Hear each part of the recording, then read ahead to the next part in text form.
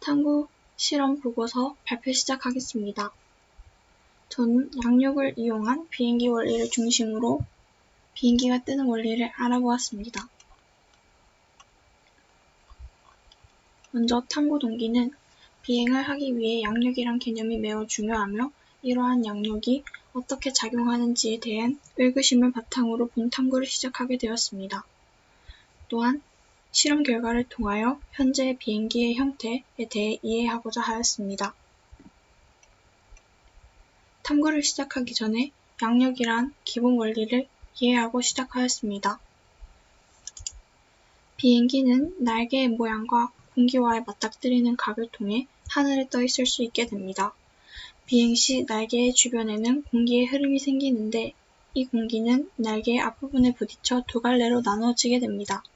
한 갈래는 날개 위의 곡면의 모양을 따라 흐르게 되고 다른 하나는 날개에 부딪혀 날개 아래쪽으로 꺾이게 됩니다. 이때 꺾인 공기는 작용-반작용 법칙인 뉴턴의 제3법칙에 의해 비행기를 띄우는 힘인 양력이 발생하게 됩니다. 탐구를 설계할 때 먼저 가설을 설정하였습니다. 비행기의 형태와 길이에 따라 양력은 다를 것이다.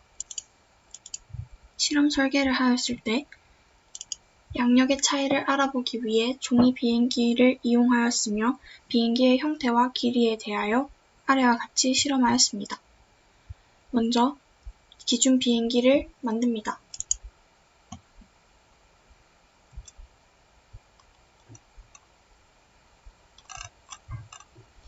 기준 비행기의 길이는 19cm이며 무게는 5g입니다.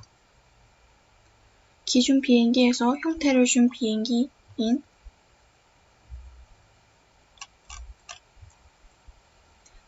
실험 2 비행기를 만들면 길이는 16cm, 무게는 5g입니다.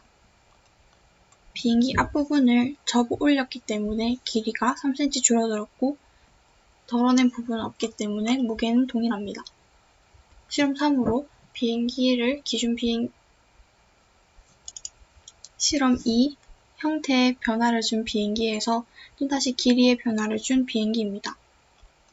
앞부분을 접은 상태에서 뒷부분을 3cm 잘라내어 길이는 총 13cm, 무게는 4.5g입니다.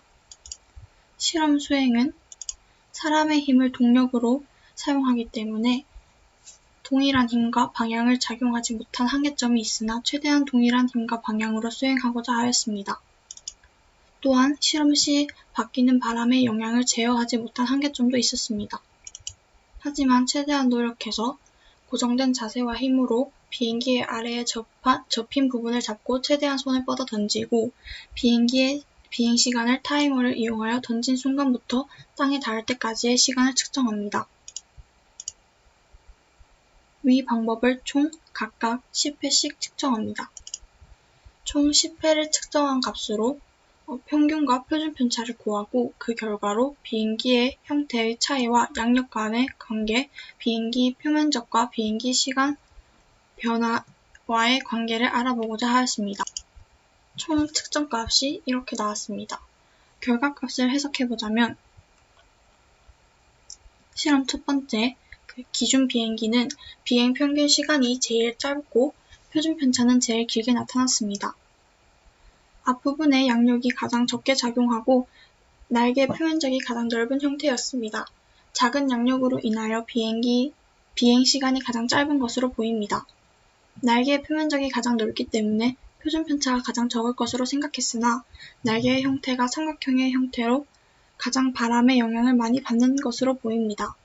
이는 실험을 반복하면서 확인할 수 있었습니다.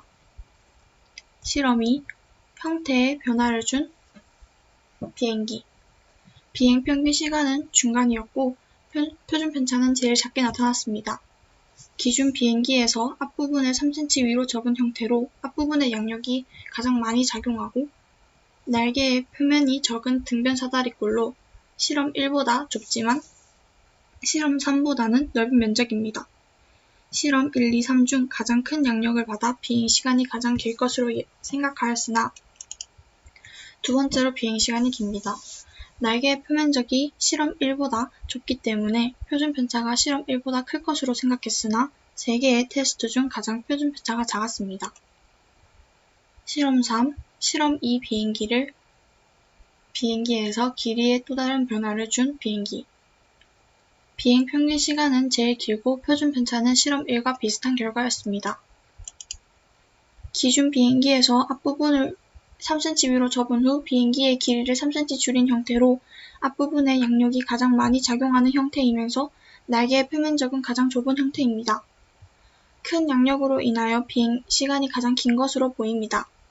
날개의 표면적이 가장 좁기 때문에 표준 편차가 가장 클 것으로 생각하였으나 실험 1보다는 작았습니다. 하지만 표준 편차의 차이는 0.1로 큰 차이는 보이지 않습니다.